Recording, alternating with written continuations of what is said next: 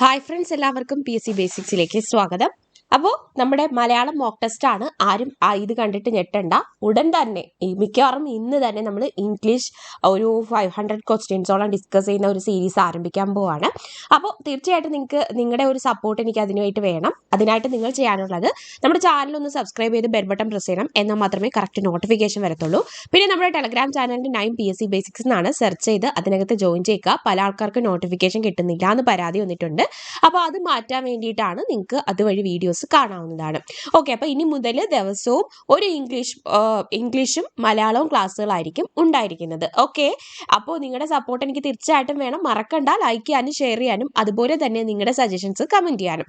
നമുക്ക് ഇന്നത്തെ മലയാളം ക്ലാസ്സിലേക്ക് പോവാം. അതിനു മുന്നേ നമ്മൾ പാർട്ട് 4 മലയാളം ചെയ്ത സമയത്ത് 2 ക്ലാസ്സിൽ ഉണ്ടായിട്ടുണ്ട്. അതെന്ന് പറയുന്നത് 163ാമത്തെ ക്വസ്റ്റ്യൻ ആണ്. അതായത് ഒറ്റപ്പദം കണ്ടെത്തുക. ഒറ്റപ്പദം കണ്ടെത്തുക ഗ്രഹിക്കുന്ന ആൾ ആരാണ്? ഓപ്ഷൻ എ ആണ്, ഗ്രാഹകനാണ്. ഗ്രാഹകനാണ് ഗ്രഹിക്കുന്ന ആള്. അപ്പോൾ നമുക്ക് ഇന്നത്തെ ക്ലാസ്സിലേക്ക് പോവാം. ഇന്ന് മൊത്തം 50 ക്വസ്റ്റ്യൻസ് ആണ്. അപ്പോൾ 200 വരെയുള്ള ക്വസ്റ്റ്യൻസ് ആണ് നമ്മൾ ഡിസ്കസ് ചെയ്തത്. അപ്പോൾ നമുക്ക് ഇന്ന് 201 മുതലുള്ള ക്വസ്റ്റ്യൻസ് ആണ് ഡിസ്കസ് ചെയ്യാൻ പോകുന്നത്. ഓക്കെ, അപ്പോൾ ഇതിന് മുന്നേ കണ്ടിട്ടില്ലാത്തവരുണ്ടെങ്കിൽ മറക്കണ്ട, നമ്മുടെ ഡിസ്ക്രിപ്ഷൻ ബോക്സിൽ ഞാൻ ഇതിൻ്റെ പ്ലേലിസ്റ്റ് ഇട്ടിട്ടുണ്ട്. അതായത് നമ്മൾ ഇതുവരെ ചെയ്തിട്ടുള്ള എല്ലാ മലയാളം മോക്ക് ടെസ്റ്റുകളുടെയും ലിങ്ക് ഇട്ടിട്ടുണ്ട്. അപ്പോൾ എല്ലാം ചെയ്ത് നോക്കുക. ഒത്തിരി മോക്ക് ടെസ്റ്റുകൾ ചെയ്ത് നോക്കുകയാണെങ്കിൽ മലയാളത്തിലെ 10 മാർക്ക് നമുക്ക് ഷുവറായിട്ട് അടിച്ചെടുക്കാനായിട്ട് പറ്റും. ഓക്കെ, അപ്പോൾ നമുക്ക് നമ്മുടെ ക്ലാസ്സിലേക്ക് കടക്കാം. ഫസ്റ്റ് ക്വസ്റ്റ്യൻ ഇതാണ്. ഏത്? കോമാ ചിഹ്നത്തിന് മലയാളത്തിൽ പറയുന്ന പേരെന്ത്? കോമാ ചിഹ്നത്തിന് മലയാളത്തിൽ പറയുന്ന പേരെന്ത്? ഏതാണ് ആൻസർ? ഓപ്ഷൻ ഡി ആണ്, അങ്കുശമാണ്. അങ്കുശം. എന്താണ് കോമ എന്ന് വെച്ചാൽ? എന്താണ് അതിന്റെ മീനിങ്? അങ്കുശമാണ്. അതായത് ആ ചിഹ്നത്തിനെ വിളിക്കുന്നത് അങ്കുശം എന്നാണ് മലയാളത്തില്. ഊഷരം എന്ന പദത്തിന്റെ വിപരീതം. ഊഷരം എന്ന പദത്തിന്റെ വിപരീതം എന്താണ്? ഊഷരം ഏതായിരിക്കും? വിപരീതമാണ് ക്വസ്റ്റ്യൻ. ആൻസർ ഓപ്ഷൻ സി ആണ്, ഊർവരമാണ്. ഊഷരം ഓപ്പോസിറ്റ് ഊർവരം. അടുത്ത question. Onam is the symbol of the hops and aspirations of the people of Kerala. എന്താണ് ആൻസർ വരുന്നത്? Onam is the symbol of the hops and aspirations of the people of Kerala എന്നതിൻ്റെ ശരിയായ പരിഭാഷ. ഓണം എന്താണ്? കേരളീയ ജനതയുടെ ആഗ്രഹം അതുപോലെ തന്നെ അഭിലാഷങ്ങളുടെ പ്രതീകമാണ്, സിംബലാണ്. അപ്പൊ എന്താണ്? ഓപ്ഷൻ എ ആണ് ഇവിടെ റൈറ്റ് ആൻസർ. ഓണം കേരളീയ ജനതയുടെ അഭിലാഷങ്ങളുടെ പ്രതീകമാണ്. ശരിയായ രൂപം ഏത്? കഠിനത്തിന്റെ ശരിയായ രൂപം ഏത്? ഓപ്ഷൻ ഡി ആണ്, കഠിനം. കഠിനം. ഓക്കെ, കഠിനം. ഇങ്ങനെയാണ് കഠിനം. ആകാശത്തിന്റെ പര്യായം തന്നിട്ടുള്ളതില് ആകാശത്തിന്റെ പര്യായം സിമ്പിൾ ആയിട്ടുള്ള ക്വസ്റ്റ്യൻ ആണ്. ഏതാണ് ആകാശത്തിന്റെ പര്യായം? ഓപ്ഷൻ ഡി ആണ്, ഗഗനമാണ്. ഗഗനം, ആകാശം. റീഡ് ബിറ്റ്വീൻ ദ ലൈൻസ് എന്നതിൻ്റെ ആശയം എന്ത്? അതായത് റീഡ് ബിറ്റ്വീൻ ദ ലൈൻസ് എന്നാൽ അതിൻ്റെ മലയാളം പറയുവാണെങ്കിൽ വരികൾക്കിടയിലൂടെ വായിക്കുക എന്നാണ്. അതായത് പ്രകടമായി പറയാത്ത അർത്ഥം വായിച്ചെടുക്കുക. അതായത് ഡബിൾ മീനിങ് ഉള്ള കുറച്ച് വേർഡ്സ് സംഭവങ്ങളുണ്ട്. അതിന് ഒരർത്ഥം കൂടി കാണും. അത് പ്രകടിപ്പിക്കത്തില്ല, പക്ഷെ അത് നമ്മൾ വായിച്ചെടുക്കണം. That is read between the lines. പ്രകടമായി പറയാത്ത അർത്ഥം വായിച്ചെടുക്കുക. അക്ഷരത്തെറ്റില്ലാത്തത് തിരഞ്ഞെടുക്കുക. നവഗ്രഹം എന്നുള്ളതാണ് ഇതിനകത്ത് ശരിയായിട്ടുള്ളത്. ഓപ്ഷൻ സി ആണ്, നവഗ്രഹം. നവഗ്രഹമാണ് ശരിയായിട്ടുള്ളത്. നവഗ്രായാണ്, ഗ്രഹം. സംക്ഷിപ്ത രൂപങ്ങളുടെ അവസാനം ഇടുന്ന ചിഹ്നം. സംക്ഷിപ്ത രൂപം അതായത് ഷോർട്ട് ഫോംസ്, ഇതിന്റെ അവസാനം ഇടുന്ന ചിഹ്നം ഏതാണ്? ആൻസർ ഓപ്ഷൻ എ ആണ്, പൂർണ്ണവിരാമ ചിഹ്നമാണ്. പൂർണ്ണ വിരാമം അഥവാ ഫുൾ സ്റ്റോപ്പ്. സംക്ഷിപ്ത രൂപങ്ങളുടെ അവസാനം ഇടുന്ന ചിഹ്നം ഏതാണ്? പൂർണ്ണവിരാമ ചിഹ്നമാണ്. ആൾ ഹ്യൂമൻ റൈറ്റ്സ് ഫോർ ഓൾ എന്നതിന്റെ പരിഭാഷ എന്ത്? All human rights for all എന്നതിൻ്റെ പരിഭാഷ ഏതാണ്? വായിച്ചു നോക്കുക. വായിച്ചു നോക്കിയിട്ട് ഏതാണ് കറക്റ്റായിട്ട് പറയുന്നത്? എല്ലാ മനുഷ്യ അവകാശങ്ങളും എല്ലാവർക്കും വേണ്ടിയാണ്, അല്ലെങ്കിൽ എല്ലാ മനുഷ്യ അവകാശങ്ങൾക്കും എല്ലാവർക്കുമാണ്. ഓക്കെ, അടുത്ത question. He gave up the idea of writing A novel എന്നതിൻ്റെ ശരിയായ പരിഭാഷ. He gave up the idea of writing A novel. അപ്പൊ ഗേവ് അപ്പിന്റെ മീനിങ് അറിയണം. എന്ന് വെച്ചാൽ എന്താണ്? ഉപേക്ഷിച്ചു എന്നാണ്. സോ ഓപ്ഷൻ സി ആണ്. നോവൽ എഴുതുക എന്ന ആശയം അദ്ദേഹം ഉപേക്ഷിച്ചു. നമ്പ്യാർ എന്നതിന്റെ സ്ത്രീലിംഗം. നമ്പ്യാർ എന്നതിന്റെ സ്ത്രീലിംഗം എന്താണ്? ഓപ്ഷൻ ഡി ആണ്. നങ്ങ്യാറാണ്. നമ്പ്യാർ ഏതാണ്? നങ്ങ്യാർ ആണ്.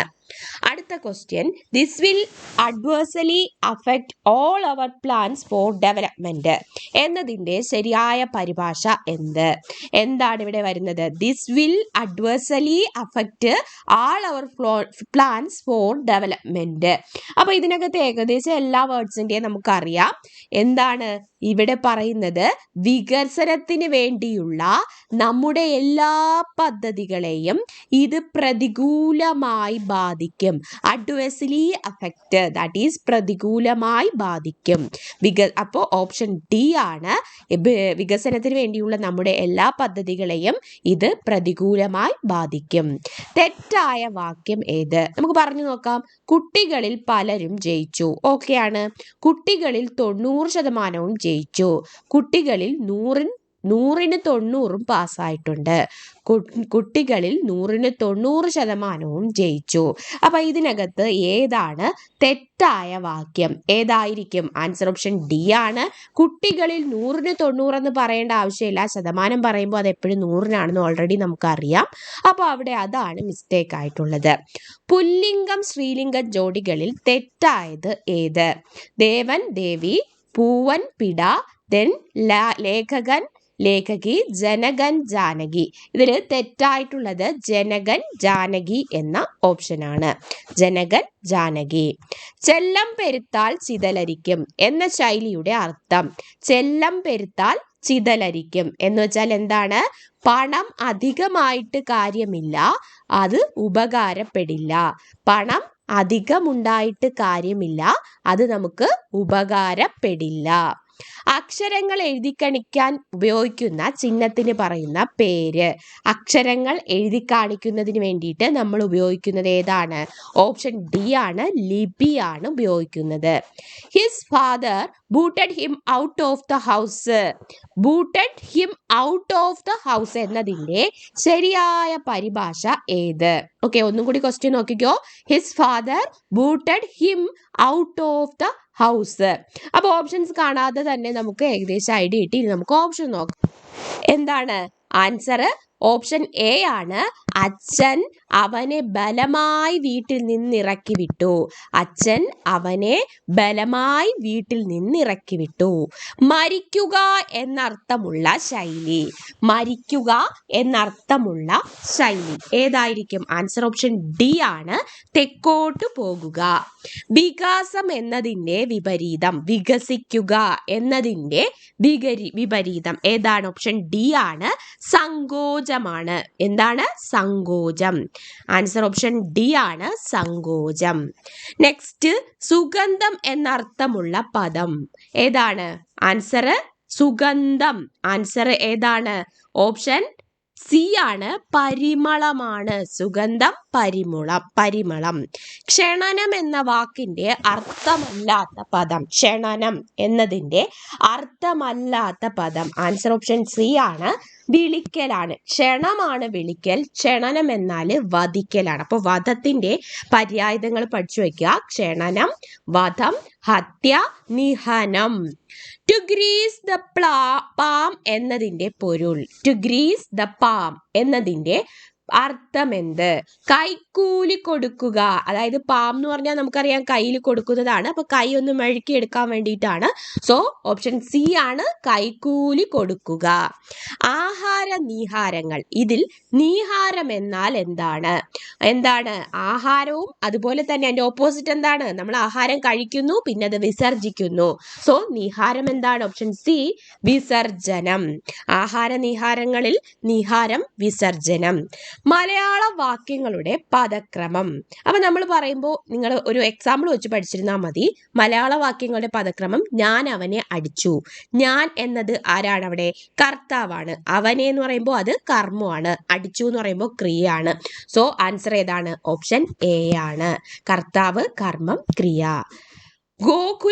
Gokhale was one of the freedom fighters എന്നതിന്റെ പരിഭാഷ എന്ത്? എന്താണ് ആൻസർ? ഓപ്ഷൻ ഡി ആണ്. സ്വതന്ത്ര സമര സേനാനികളിൽ ഒരാളായിരുന്നു ഗോഖലെ. സ്വതന്ത്ര സമര സേനാനികളിൽ ഒരാളായിരുന്നു Gokhale. Lily is the queen of flowers എന്നതിന്റെ പരിഭാഷ. Lily is the queen of flowers. എന്ത് പറയാ അതിന്റെ പരിഭാഷ? പുഷ്പങ്ങളുടെ റാണിയാണ് ലില്ലി. ഓപ്ഷൻ സി ആണ് റൈറ്റ് ആൻസർ. പ്രൈമ ഫേഷ്യേ എന്നാൽ എന്താണ് അർത്ഥം? പ്രൈമ ഫേഷ്യേ എന്ന് പറയുമ്പോൾ ഒരു ഫോറിൻ വേർഡ് ആണ്. സോ ഓപ്ഷൻ സി ആണ്. എന്താണ്? പ്രഥമ ദൃഷ്ട്യ ആണ് പ്രൈമ ഫേഷ്യ. അധികമായി കത്തിടപാടുകളിൽ സബ്ജക്റ്റ് എന്ന ഇംഗ്ലീഷ് പദത്തിന്റെ സ്ഥാനത്ത് ഉപയോഗിക്കുന്ന പദം ഏത്? ഔദ്യോഗികമായിട്ട്, അധികമായിട്ടല്ല, ഔദ്യോഗികമായിട്ട് കത്തിടപാടുകളില് സബ്ജക്റ്റ് എന്ന ഇംഗ്ലീഷ് പദത്തിന്റെ സ്ഥാനത്ത് ഉപയോഗിക്കുന്ന പദം ഏത്? ഏത് പദമായിരിക്കും? ഓപ്ഷൻ എ വിഷയമാണ്. When I met her in 1975, she had been working there for 4 years എന്നതിന്റെ ശരിയായ പരിഭാഷ ഏത്? When I met her in 1975, ഞാൻ അവനെ 1975 കണ്ടപ്പോൾ, അല്ലെ, അവളെ കാണുമ്പോൾ, she had been working there for 4 years. അപ്പോ എന്ത് പറയും? ഞാൻ 1975 ഞാൻ അവളെ കാണുമ്പോൾ അവിടെ 4 വർഷമായി ജോലി ചെയ്യുകയായിരുന്നു. സോ ഓപ്ഷൻ സി ആണ് ഇവിടുത്തെ right answer. Option C. Habitat എന്നതിന്റെ ശരിയായ പരിഭാഷ. ഹാബിറ്റാറ്റ് എന്നതിന്റെ ശരിയായ പരിഭാഷ ഏതാണ്? ഹാബിറ്റാറ്റ് ഓപ്ഷൻ എ ആണ്. ഏതാണ്? പാർപ്പിടമാണ്. ഹാബിറ്റാറ്റ് പാർപ്പിടം. സമാനമായ ശൈലി ഏത്? All the glitters are not gold എന്ന് വെച്ചാൽ എന്താണ്? മിന്നുന്നതെല്ലാം പൊന്നല്ല. ഓപ്ഷൻ ഡി ആണ്. മിന്നുന്നതെല്ലാം പൊന്നല്ല. ഷി ഹാർഡ്ലി വർക്ക്സ് എന്നതിന്റെ ശരിയായ പരിഭാഷ ഏതാണ്? ഹി ഹാർഡ്ലി വർക്ക്സ് എന്നതിന്റെ ശരിയായ പരിഭാഷ അവൻ ജോലി ചെയ്യാറില്ല എന്ന് വെച്ചാൽ എന്താണ്? ഹാർഡ്ലി എന്ന് പറയുമ്പോൾ അവിടെ നെഗറ്റീവ് മീനിങ് ആണ് വരുന്നത്. സോ അവൻ ജോലി ചെയ്യാറില്ല. പ്രേഷണം എന്ന പദത്തിന്റെ അർത്ഥം. പ്രേഷണം എന്ന പദത്തിന്റെ അർത്ഥം ഓപ്ഷൻ ഡി അയക്കലാണ്. അയക്കലാണ് പ്രേഷണം. ഫ്രാക്ഷൻ എന്നതിന് തുല്യമായി മലയാള പദം. ഫ്രാക്ഷൻ എന്നതിന്റെ മലയാളം ഓപ്ഷൻ സി ആണ് ഭിന്നസംഖ്യ. He didn't carry out the promise എന്നതിന്റെ ശരിയായ പരിഭാഷ. He didn't carry out. അപ്പൊ ക്യാരി ഔട്ടിന്റെ അർത്ഥം അറിഞ്ഞിരുന്നാലേ നമുക്ക് എന്ത് ചെയ്യാൻ പറ്റത്തുള്ളൂ? അതിന്റെ ആൻസർ എഴുതാൻ പറ്റത്തുള്ളൂ.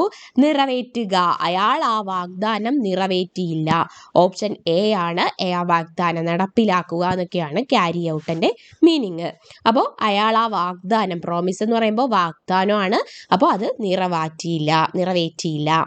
എൻവി is the sorrow of fools എന്നതിന്റെ ശരിയായ പരിഭാഷ. Envy is the sorrow of fools എന്തായിരിക്കും മലയാളം? ആൻസർ നമ്മുടെ ഓപ്ഷൻ വേറെ ഒന്നും നോക്കേണ്ട ആവശ്യമില്ല. ഓപ്ഷൻ എ ആണ്. അസൂയ വിഡ്ഢിയുടെ ദുഃഖമാണ്. അസൂയ വിഡ്ഢിയുടെ ദുഃഖമാണ്. Next question. സെക്രട്ടറി എന്ന വാക്കിന് തുല്യമായ മലയാള പദം ഏതാണ്? ഓപ്ഷൻ ഡി ആണ്. കാര്യദർശിയാണ്. സെക്രട്ടറി എന്ന വാക്കിന് തുല്യമായ മലയാള പദം കാര്യദർശി. വാക്യത്തിൽ പ്രയോഗിക്കുക. കടദീപം. അപ്പൊ കടദീപം എന്താണെന്ന് അറിഞ്ഞാലേ നമുക്ക് എന്ത് ചെയ്യാൻ പറ്റത്തുള്ളൂ? വാക്യത്തിൽ പ്രയോഗിക്കാനായിട്ട് പറ്റത്തുള്ളൂ. നമുക്ക് നോക്കാം. പ്രോത്സാഹനം ലഭിക്കാത്ത കലാകാരന്മാരുടെ പ്രതിഭ ഘടദീപം പോലെയാണ് നമുക്ക് അനുഭവപ്പെടുന്നത്. അതാണ് ആൻസർ ആയിട്ട് വരുന്നത്. അപ്പൊ നമ്മൾ എന്തായാലും ഈ ഘടദീപം എന്താണെന്ന് അതായത് ഒരു കുടത്തിൽ കത്തിച്ചു വെച്ച വിളക്ക് എന്നുള്ള അർത്ഥമാണ് ഘടദീപത്തിന്. അതായത് നമ്മളൊരു കുളത്തിനകത്ത് ഒരു കുടത്തിനകത്ത് ഒരു ലൈറ്റ് കത്തിച്ചു വെച്ചേക്കുകയാണെങ്കിൽ ആ കുടത്തിൽ മാത്രമേ അത് എന്ത് ചെയ്യത്തുള്ളൂ, പ്രകാശിക്കത്തുള്ളൂ. പുറത്ത് ആ പ്രകാശം വരത്തില്ല. അത് മറ്റുള്ളവർക്ക് ആ നന്മ എന്ത് ചെയ്യാൻ പറ്റത്തില്ല, അറിയാനായിട്ട് പറ്റത്തില്ല. അതാണ് ഇവിടെ പറയുന്നത്. പ്രോത്സാഹനം ലഭിക്കാത്ത കലാകാരന്മാരുടെ പ്രതിഭ എന്ന് പറയുന്നത് ഘടദീപം പോലെയാണ് നമുക്ക് അനുഭവപ്പെടുന്നത്. കാരണം അതിന്റെ ചുറ്റും മാത്രം പ്രകാശിക്കും, പുറത്തോട്ടൊന്നും പോകത്തില്ല. അടുത്ത question, carefully go over the document before you sign it എന്നതിന്റെ ശരിയായ പരിഭാഷ. Carefully go over the document before you sign it എന്ന് പറയുമ്പോൾ എന്താണ്? സൈൻ ചെയ്യുന്നതിന് മുമ്പേ നല്ല രീതിയിൽ അത് പരിശോധിച്ചിരിക്കണം എന്നുള്ള അർത്ഥത്തിൽ ഏത് ഓപ്ഷനാണ് വരുന്നത്? ഓപ്ഷൻ ബി ആണ്. ഒപ്പ് വെക്കുന്നതിന് മുമ്പ് ശ്രദ്ധാപൂർവം പരിശോധിക്കുക. My uniform experiments has convinced me that there is no god than truth. My uniform experience has convinced me that there is no god than truth. അപ്പൊ എന്തർത്ഥം വരണം നോക്കാം നമുക്ക്. എന്താണ്? എൻ്റെ ഒരേപോലെയുള്ള അനുഭവങ്ങൾ. മൈ യൂണിഫോം എക്സ്പീരിയൻസ് എന്ന് വെച്ചാൽ യൂണിഫോം എന്ന് പറയുമ്പോൾ എന്താണ്? ഒരുപോലെയുള്ള അനുഭവങ്ങൾ എന്നെ ബോധ്യപ്പെടുത്തിയത് സത്യമല്ലാതെ മറ്റൊരു ദൈവം ഇല്ലെന്നാണ്. അതായത് സത്യം മാത്രമേ എപ്പോഴും ജയിക്കത്തുള്ളൂ. അപ്പോൾ എന്താണ്? സത്യം അല്ലാതെ മറ്റൊരു ദൈവമില്ലെന്നാണ് എൻ്റെ ഒരേപോലെയുള്ള അനുഭവങ്ങൾ എന്നെ ബോധ്യപ്പെടുത്തിയത്. ഭൗതികം എന്ന പദത്തിന്റെ വിപരീതം. ഭൗതികം എന്നതിന്റെ വിപരീതം. ആൻസർ ഓപ്ഷൻ എ ആണ്. ആത്മീയമാണ്. ഭൗതികം ഓപ്പോസിറ്റ് ആത്മീയം. പതിരില്ലാതെ കതിരില്ല എന്ന ശൈലിയുടെ അർത്ഥം. പതിരില്ലാതെ കതിരില്ല എന്താണ്? ആൻസർ ഓപ്ഷൻ ഡി ആണ്. ഗുണങ്ങൾക്കിടയിൽ ദോഷവും കാണും. ഒരു പതിരും കതിരും ഉണ്ടെങ്കിൽ പതിരുണ്ടെങ്കിലേ കതിരുള്ളൂ, കതിരുണ്ടെങ്കിലേ പതിരുള്ളൂ. സോ ഗുണങ്ങളും ദോഷങ്ങളും ഒരുപാട് ഉണ്ട്. ഗുണങ്ങൾക്കിടയിൽ എപ്പോഴും ദോഷവും കാണും. രണ്ട് വാക്കുകളെയും അർത്ഥം വ്യക്തമാക്കുന്ന തരത്തിൽ മലയാളത്തിലാക്കുക.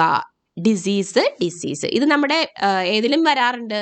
നമ്മുടെ കൺഫ്യൂസ്ഡ് വേർഡ്സിൽ വരാറുണ്ട്. ഏതില്? ഇംഗ്ലീഷിൽ വരാറുണ്ട്. So be careful. Answer option B ആണ്. എന്താണ്? ഈ DECE എന്നാൽ മരണമെന്നും ഇത് ഡിസീസ് എന്നാൽ രോഗവുമാണ്. ഓക്കെ, അപ്പോൾ ഓപ്ഷൻ ബി ആണ്. നെക്സ്റ്റ് ക്വസ്റ്റ്യൻ ആൻസർ, താഴെ പറയുന്നവയിൽ ഭൂമിയുടെ പര്യായമല്ലാത്തത് ഏതെന്നാണ് ക്വസ്റ്റ്യൻ. ധര, ധരിത്രി, ക്ഷോണിജ, പൃഥ്വി. ഏതാണ് അല്ലാത്തത്? ആൻസർ ഓപ്ഷൻ ബി ആണ്. ക്ഷോണിജയാണ്. അപ്പൊ എന്താണ് ക്ഷോണിജ?